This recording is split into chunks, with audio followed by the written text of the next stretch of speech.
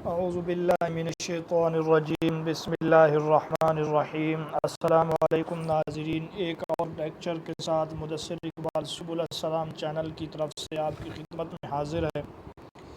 ناظرین، سننے میں یہ آ رہا ہے کہ پیپر بھی انتہائی قریب ہے، اس لیے میں نے سوچا کہ جو اہم موضوعات ہیں ان کے اوپر اہم چیزیں آپ کے سامنے رکھ دی جائیں۔ چنانچہ آج کا جو ہمارا ٹاپک اور موضوع ہے وہ ہے علم معاشیات۔ اس کے اوپر ہم ایک اہم لیکچر، اہم سوالات آپ کے سامنے پیش کرنے والے ہیں۔ آپ سے گزارش یہ ہے کہ آپ آخر تک اس ویڈیو کو لازمی دیکھیں، یہاں پہ ہم صرف سوالات ہی آپ کی خدمت میں پیش کریں گے۔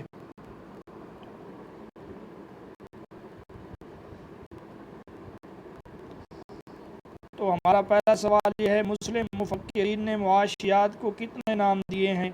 تو درست جواب 3، تدبیر منزل، سیاست مدن اور المعاش۔ مسلم مفکرین نے یہ 3 نام دیے ہیں۔ آج کا اگلا سوال، کس نے کہا معاشیات رزق ڈھونڈنے اور اسے حاصل کرنے کے لیے کی جانے والی جد و جہد کا نام ہے؟ تو درست جواب ابن خلدون رحمۃ اللہ علیہ نے معاشیات کی یہ تعریف کی ہے۔ اگلا سوال، کس نے مال کی 2 قسمیں بیان کی ہیں، اموال ظاہرہ، اموال باطنہ؟ تو درست جواب ابو الحسن الماوردی نے۔ یہ بھی پوچھا جا سکتا ہے ابو الحسن ماوردی نے مال کی کتنی قسمیں بیان کی، تو آپ نے 2 کا آپشن سلیکٹ کرنا ہے۔ اگلا سوال، علم الاقتصاد کے مصنف کون ہیں؟ تو درست جواب علامہ اقبال رحمۃ اللہ علیہ علم الاقتصاد کتاب کے مصنف ہیں۔ آج کا ہمارا اگلا سوال، کلاسیکی مکتبہ فکر کا بانی کون ہے؟ تو اس کا جواب ہے ایڈم سمتھ جو ہے کلاسیکی مکتبہ فکر کا بانی ہے۔ اگلا سوال، بابائے معاشیات کسے کہا جاتا ہے؟ جواب بابائے معاشیات بھی ایڈم سمتھ کو کہا جاتا ہے۔ اگلا سوال، دولت اقوام عالم کے مصنف یا ویلتھ آف نیشن کے مصنف کون ہیں؟ تو اس کا جواب بھی ایڈم سمتھ، یہ کتاب انہوں نے لکھی ہے۔ آج کا اگلا سوال ہے، کس نے کہا معاشیات دولت کا علم ہے؟ تو اس کا جواب بھی ہے ایڈم سمتھ نے کہا۔ اگلا سوال، ایڈم سمتھ کی کتاب کے کتنے حصے ہیں؟ تو درست جواب ان کی کتاب کے 4 حصے ہیں۔ آج کا اگلا سوال ہے، کس مکتبہ فکر کی تعریف کو دال روٹی کا علم شیطانی علم کہا گیا، یعنی ان کی تعریف کے اوپر بہت زیادہ تنقید کی گئی؟ تو درست جواب کلاسیکی مکتبہ فکر کی تعریف کو ہدف تنقید کا نشانہ بنایا گیا۔ اگلا سوال، نو کلاسیکی مکتبہ فکر کے بانی کا نام کیا ہے؟ تو درست جواب الفرڈ مارشل۔ کلاسیکی ایڈم سمتھ اور نو کلاسیکی الفرڈ مارشل۔ اگلا سوال، اصول معاشیات کے مصنف کون ہیں؟ تو اس کا جواب بھی یہ ہے، اصول معاشیات کے مصنف الفرڈ مارشل ہیں۔ آج کا اگلا سوال، مارشل کی تعریف پر کس نے تنقید کی، یعنی مارشل نے جو تعریف کی ہے اس تعریف پر کس نے تنقید کی؟ درست جواب پروفیسر رابنز نے اس کے اوپر تنقید کی ہے۔ اگلا سوال، جدید ماہرین معاشیات کے نمائندے کون ہیں؟ تو اس کا جواب ہے پروفیسر رابنز۔ یہ جدید مکتبہ فکر کا بانی بھی پوچھا جا سکتا ہے، تب بھی جواب یہی ہوگا۔ آج کا اگلا سوال، علم معاشیات کی نوعیت و اہمیت کے مصنف کون ہیں؟ تو اس کا درست جواب ہے پروفیسر رابنز نے یہ کتاب لکھی ہے۔ کس کے نزدیک معاشیات علم الحقیقت ہے؟ تو درست جواب رابنز کے نزدیک۔ اگلا سوال، کس کے نزدیک معاشیات کی حیثیت علم الہدایت کی طرح ہے؟ تو درست جواب الفرڈ مارشل کے نزدیک اس کی حیثیت علم الہدایت کی طرح ہے۔ نیکسٹ سوال ہے ہمارا، کس کے نزدیک معاشیات کا نفس مضمون دولت ہے؟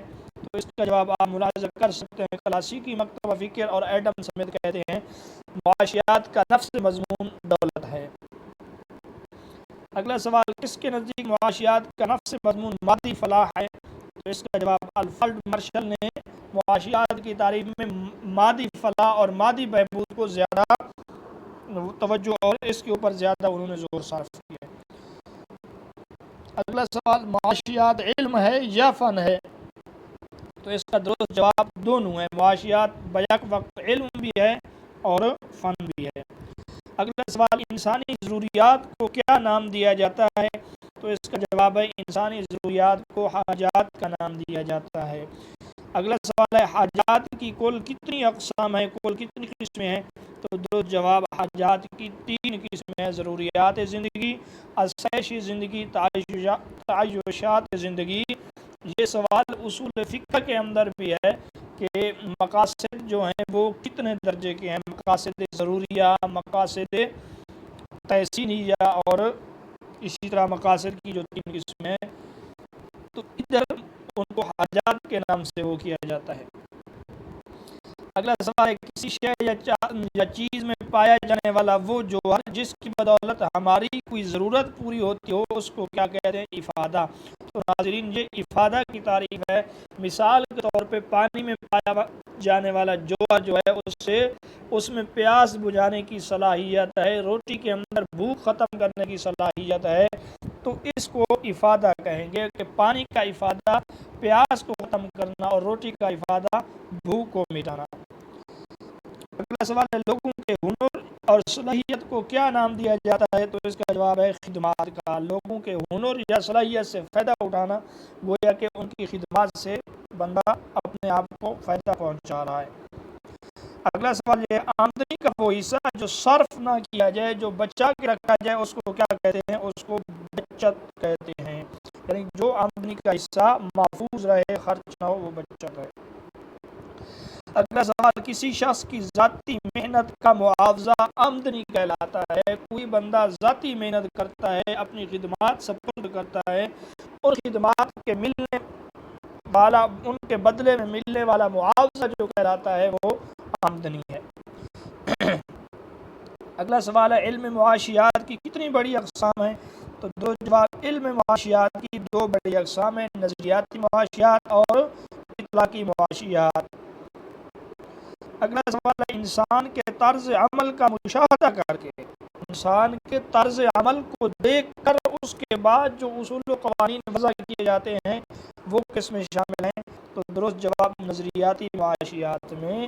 یہ نظریاتی معاشیات کی تعریف بھی بن سکتی ہے کہ وہ جس میں انسان کے طرز عمل کے مشاہدے کے بعد اصول و قوانین وضع کیے جاتے ہیں۔ اگلا سوال ہے، معاشی ترقی کی یہ تعریف کس نے کی؟ معاشی ترقی کسی ملک کی فی کس پیداوار میں اضافہ کرتی ہے۔ تو اس کا درست جواب ہے پروفیسر آرتھر لیوس نے یہ تعریف کی ہے معاشی ترقی کی، کہ کسی ملک کی معاشی ترقی کا مقصد یہ ہے کہ اس ملک کی فی کس آمدنی یا پیداوار میں کس درجے میں اضافہ ہو رہا ہے۔ اگلا سوال ہے، سرمایہ کو عربی زبان میں کہا جاتا ہے؟ تو آپ اس کا جواب ملاحظہ کر رہے ہیں، رأس المال۔ اگلا سوال ہے، مادہ پرستی، عربی افادیت پسندی کس نظام کی فکری بنیادیں ہیں؟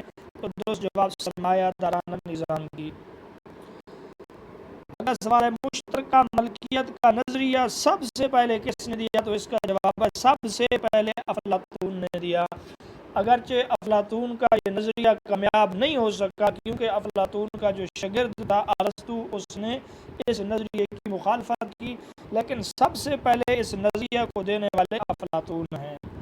اگلا سوال، ایجابی یا اثباتی معاشیات کی کتنی قسمیں ہیں؟ تو جواب 2، جزوی معاشیات، کلی معاشیات۔ مائکرو کے لفظی معنی کیا ہے؟ تو اس کا جواب آپ ملاحظہ کر سکتے ہیں، کسی چیز کا 10 لاکھواں حصہ۔ تو ناظرین یہاں پہ توجہ رکھیے گا، یہ مائکرو کا لفظ MI کے ساتھ ہے، اور دوسرا جو ہمارا سوال ہے کہ مائکرو کے کیا معنی ہے؟ MACR، مائکرو کے معنی ہے بڑا، لارج۔ یعنی اگر MI کے ساتھ ہو تو اس وقت اس کا معنی ہوگا کسی چیز کا 10 لاکھواں حصہ، وہ ہوگا جزوی معاشیات کے ساتھ، اور اگر MA کے ساتھ ہو تو اس کا معنی ہوگا بڑا، اور اس کا تعلق ہوگا کلی معاشیات کے ساتھ۔ آج کا ہمارا اگلا سوال ہے، مائکرو کا تصور کس نے پیش کیا؟ تو درست جواب ہے جان مینارڈ کینز نے سب سے پہلے اس چیز کا تصور پیش کیا۔ اگلا سوال یہ، زر کی مقدار میں اضافہ ہو جانے کو کیا کہتے ہیں؟ تو درست جواب افراط زر، جبکہ مقدار میں اگر زر کی مقدار میں کمی ہو جائے تو اس کو تفریط زر کہتے ہیں۔ اگلا سوال، عاملین پیدائش کتنے ہیں؟ تو درست جواب 4، زمین، محنت، سرمایہ، تنظیم۔ اگلا سوال ہے، اسلام کا معاشی نظام کے مصنف کون ہیں؟ تو درست جواب ڈاکٹر نور محمد غفاری۔ اگلا سوال ہے سب سے پہلے بجٹ کا تصور کس نے پیش کیا؟ انتہائی اہم سوال ہے، تو اس کا جواب ہے امام غزالی رحمۃ اللہ علیہ۔ وہ مفکر ہیں، وہ معاشی مفکر ہیں جنہوں نے سب سے پہلے بجٹ کا تصور پیش کیا۔ اگلا سوال ہے کتاب الاموال کے مصنف کون ہیں؟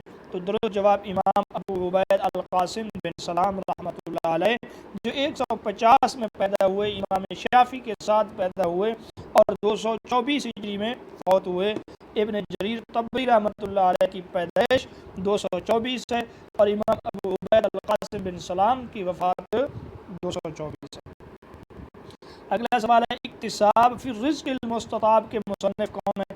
درست جواب امام محمد بن حسن شیبانی رحمۃ اللہ علیہ، جو امام ابو حنیفہ کے شاگرد ہیں۔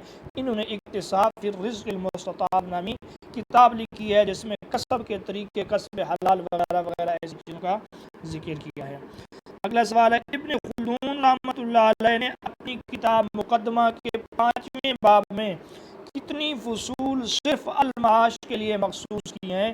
یعنی مقدمہ کے باب نمبر 5 میں کتنی فصلوں میں انہوں نے المعاش کے متعلق بحث کی ہے؟ تو درست جواب ہے 32 فصلیں۔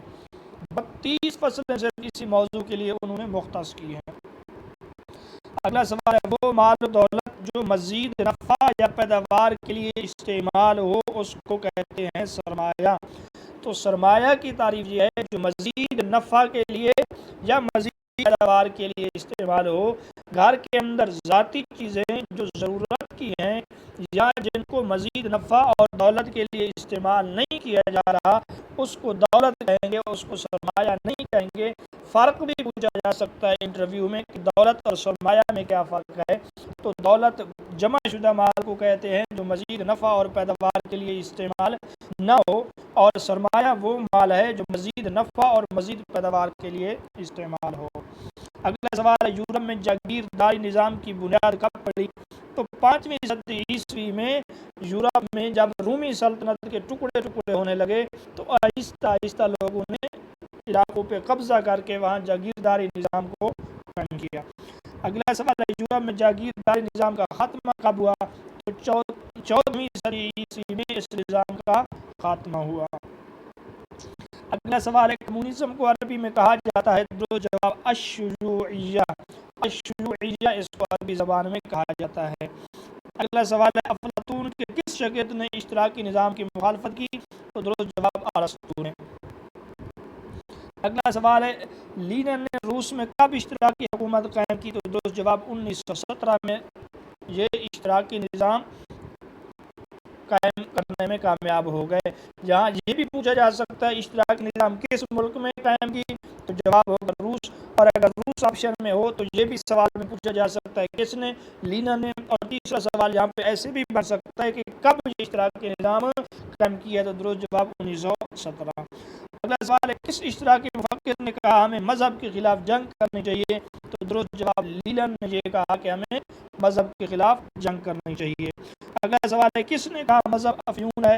تو یہ بہت ہی مشہور، متعارف اور عام طور پہ آنے والا سوال ہے، تو اس کا جواب ہے کارل مارکس نے کہا کہ مذہب ایک افیون ہے۔ اگلا سوال تاریخ کی مادی تعبیر اور طبقاتی نظام کا تصور کس نے پیش کیا؟ تو درست جواب کارل مارکس نے۔ اگلا سوال ہے سرمایہ داروں کی جارحانہ آمریت کا کیا نام ہے؟ تو جواب ہے فاشزم۔ فاشزم یا فسطائیت سرمایہ داروں کی جارحانہ آمریت کا نام ہے۔ سرمایہ داری اور اشتراکیت کے رد عمل کے طور پہ وجود میں آنے والا نظام کون سا ہے؟ تو اس کا جواب ہے فاشزم یا فسطائیت۔ اگلا سوال ہے جرمنی میں کس نے اس نظام کو نافذ کیا؟ یہ سوال پوچھا جا سکتا ہے، تو جواب ہے جرمنی میں اس نظام کو نافذ کرنے والا ہٹلر۔ جبکہ اگلا سوال ہمارا یہ ہے اٹلی میں اس نظام کے نفاذ کا سبب کون بنا؟ تو مسولینی نے یہ نظام اٹلی میں اور ہٹلر نے اس کو جرمنی میں نافذ کیا۔ ہٹلر میں بھی طے ہے اور اٹلی میں بھی طے ہے، یہ سمجھیے کہ سوال اور جواب میں یہ دونوں طے برابر نہیں ہو سکتے۔ اور یہ بھی پوچھا جا سکتا ہے کتنے ملکوں میں یہ نظام نافذ رہا؟ تو جواب ہوگا 2 ملکوں میں، ایک جرمنی اور دوسرا اٹلی۔ اگلا سوال، فاشزم کے نزدیک حصول مقصد کے لیے طاقت کا استعمال جائز ہے، اس نظام کا دوسرا نام کیا ہے؟ ہم بتا چکے ہیں، اس نظام کا دوسرا نام فسطائیت ہے۔ فسطائیت اپنے مقصد کے حصول کے لیے طاقت کے استعمال کو جائز سمجھتی ہے۔ اگلا سوال ہے، قرض کے لغوی معنی کیا ہے؟ تو درست جواب ہے قطع کرنا، کترنا، علیحدہ کرنا، چونکہ یہاں پر بھی اپنے مال سے پیسہ علیحدہ کر کے کسی کو دے دیا جاتا ہے، اس وجہ سے اس کو قرض کہتے ہیں۔ اگلا سوال، بغیر معاوضہ کسی چیز کا مالک کسی کو بنا دیا جائے، اس کو کیا کہتے ہیں؟ درست جواب ہے ہبہ۔ ہبہ کرنے والے کو واہب کہتے ہیں، اور جس کو ہبہ کیا جا رہا ہے اس کو موہوب لہو کہتے ہیں۔ اور ہبہ کے ارکان کیا ہیں؟ تو اس کا جواب ہے ایجاب و قبول۔ دینے والا ایک ایجاب کرے، میں آپ کو یہ چیز ہبہ کرتا ہوں، اور دوسرا اس کو قبول کر لے، قبضہ کر لے، ہبہ مکمل ہو جاتا ہے۔ اور بہتر یہ ہے کہ ایک چیز دوسرے کو ہبہ کر دی ہے تو دوبارہ اس سے واپس نہ لے۔ اگلا سوال ہے، وقف کے لفظی معنی کیا ہے؟ تو درست جواب ہے روکنا۔ اگلا سوال، وراثت کے ارکان کتنے ہیں؟ تو یاد رکھیے وراثت کے 3 ارکان ہیں، وصیت کے 4 ارکان ہیں، وراثت کے 3 ارکان ہیں۔ مورث یعنی مرنے والا، وارث یعنی جو اس کا وارث ہے، بعد میں زندہ رہنے والا ہے، آل ہے، رشتہ دار ہے، اور تیسرے نمبر پہ ہے ترکہ۔ اگلا سوال، ورثاء کی کتنی قسمیں ہیں؟ تو درست جواب ورثاء کی 3 قسمیں ہیں، ذوی الفروض، ذوی الاسباط اور ذوی الارحام۔ اگلا سوال ہے، اس وقت بیمہ کی کتنی اقسام دنیا میں پائی جاتی ہیں یا دنیا میں رائج ہیں؟ تو 18 سے زائد اقسام اس وقت بیمہ کی دنیا میں پائی جاتے ہیں۔ اگلا سوال ہے، عربی زبان میں بیمہ کے لیے کون سا لفظ استعمال ہوتا ہے؟ تو درست جواب، بیمہ کو عربی زبان میں تامین کے لفظ سے تعبیر کیا جاتا ہے۔ اگلا سوال، بیمہ کی ابتدا اٹلی کے تاجروں نے کی، بتائیے کب کی ہے؟ سوال یہ بھی بن سکتا ہے کہ بیمہ کی ابتدا کہاں سے ہوئی، کہاں کے تاجروں نے کی؟ تو جواب ہوگا اٹلی کے تاجروں نے 1400 عیسوی میں، یعنی یہ بیمہ کا ابتدائی نقشہ اور ابتدائی تصور ہے۔ اگلا سوال ہے، جس مال کی زکوٰۃ ادا نہ کی جائے اسے کیا کہتے ہیں؟ تو اس کو کنز کہتے ہیں۔ اور سوال یوں بھی بن سکتا ہے، آیت کنز کس بارے میں موجود ہے؟ آیت کنز سورۃ توبہ کے اندر موجود ہے۔ حضرت عبداللہ بن عمر رضی اللہ تعالیٰ عنہ فرماتے ہیں، جس مال کی زکوٰۃ ادا کر دی جائے وہ مال چاہے جتنا بھی ہو وہ کنز میں شمار نہیں ہوگا۔ اگلا سوال ہے، ذخیرہ اندوزی کو کیا کہتے ہیں؟ تو ذخیرہ اندوزی کو احتکار کہتے ہیں۔ احتکار کا لفظی معنی روک کے رکھنا، ذخیرہ اندوزی کرنا۔ حدیث کے مطابق جالب مرزوق ہے، یعنی جو سامان تجارت کو بازار میں لاتا ہے اللہ رب العزت اس کو رزق دیتا ہے، جبکہ محتکر ذخیرہ اندوزی کرنے والا اس نیت سے کہ چیز کو روک کر رکھے تاکہ قیمتیں مہنگی ہو جائیں پھر اس کو بیچے، حدیث کے مطابق ایسا بندہ ملعون ہے۔ پوچھا جا سکتا ہے مرزوق کون ہے؟ جالب۔ پوچھا جا سکتا ہے ملعون کون ہے؟ محتکر۔ پوچھا جا سکتا ہے احتکار کا معنی کیا ہے؟ ذخیرہ اندوزی کرنا۔ ایک اور حدیث کے اندر محتکر کو خاطی کہا گیا ہے، یعنی گنہگار کہا گیا ہے۔ غیب مال کا سودا کرنا کیا کہلاتا ہے؟ اگلا سوال ہے تو اس کا جواب ہے سٹہ بازی کرنا، یہ غیب مال کا سودا کرنا ہے جو شریعت کے اندر جائز نہیں ہے۔ اگلا سوال ہے، قیمتوں اور کرایوں اجرتوں کو کنٹرول کرنا یا ان کو مقرر کرنا کیا کہلاتا ہے؟ تو درست جواب ہے تسعیر۔ تسعیر کا معنی کیا ہے؟ قیمتوں کو، اجرتوں کو، کرایوں کو کنٹرول کرنا اور ان کو مقرر کرنا، یہ تسعیر کہلاتا ہے۔ اگلا سوال ہے، حکومت اپنی ذمہ داری کو مکمل کرنے کے لیے رعایا سے جو دولت وصول کرتی ہے اس کو کیا کہتے ہیں؟ تو جواب آپ ملاحظہ کر سکتے ہیں، اس کو ٹیکس کہتے ہیں۔ اگلا سوال ہے، کسی شے میں اپنے عوض دیگر اشیاء حاصل کرنے کو کیا کہتے ہیں؟ اس کو قدر کہتے ہیں۔ قدر زائد یعنی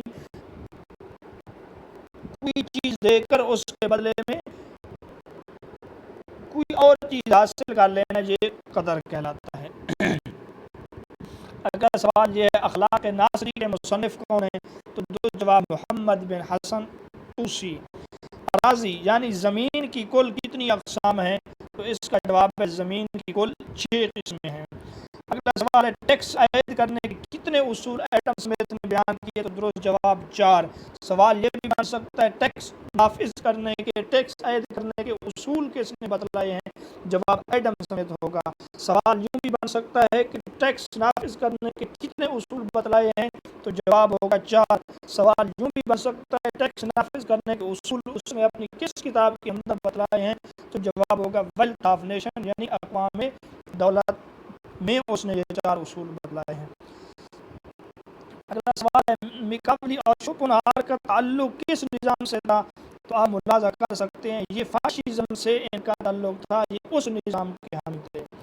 اگلا سوال ہے اسلامی اصطلاح میں کسٹم ڈپٹی کے لیے کون سا لفظ بولا جاتا ہے؟ تو آپ اس کا جواب ملاحظہ کر سکتے ہیں عشور۔ عشور جس کو حضرت عمر رضی اللہ تعالیٰ عنہ نے سب سے پہلے نافذ کیا، اس کو کسٹم ڈپٹی بھی کہا جاتا ہے، یعنی کسٹم ڈپٹی کے لیے بولا جانے والا لفظ عشور ہے۔ اگر یہ پوچھا جائے اس کو نافذ کس نے کیا، حضرت عمر رضی اللہ تعالیٰ عنہ نے، اور عشور سال میں ایک بار لیا جانا چاہیے۔ یہ کتاب الاموال میں رائے ہے امام ابو عبید القاسم بن سلام رحمۃ اللہ علیہ کی۔ اگلا سوال ہے زمین کا معاوضہ کیا کہلاتا ہے؟ جو عاملین پیدائش 4 تھے ان میں ایک زمین تھی، زمین کا معاوضہ لگان کہلاتا ہے۔ اگلا سوال یہ نفع کس کا معاوضہ ہے؟ تو جواب سرمایہ کا معاوضہ نفع ہے، کیونکہ کوئی بندہ سرمایہ اس لیے خرچ کرتا ہے تاکہ اس کے معاوضے میں، اس کے بدلے میں اس کو نفع حاصل ہو۔ اگلا سوال ہے اسلام کا نظریہ لگان کتنے اصولوں پر مبنی ہے؟ تو درست جواب اسلام کا نظریہ لگان 3 اصولوں پر مبنی ہے: عدل، احسان، عدم ظلم، یعنی عدل کرے، احسان کرے اور ان کے اوپر ظلم نہ کرے۔ تو ناظرین یہ تھے آج کے ہمارے اہم سوالات معاشیات پر، اور انشاءاللہ 1 یا 2 مزید ہم لیکچر اس موضوع پر دیں گے۔ امید کرتے ہیں کہ یہ لیکچر آپ کو بہت ہی معلوماتی آپ کے لیے ثابت ہوں گے۔ اجازت دیجیے، اللہ حافظ۔